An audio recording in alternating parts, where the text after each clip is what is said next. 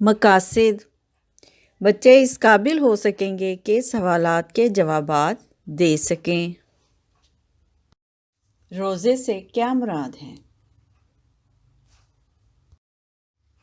شب قدر کسے کہتے ہیں؟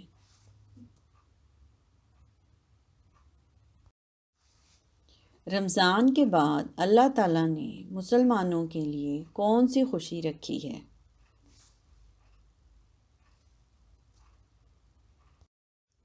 آئیے جوابات دیکھتے ہیں۔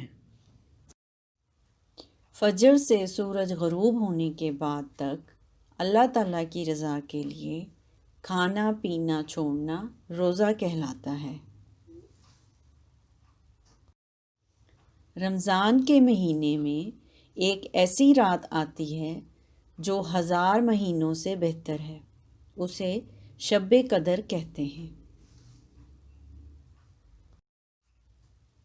رمضان کے بعد اللہ تعالیٰ نے مسلمانوں کے لیے عید الفطر کی خوشی رکھی ہے۔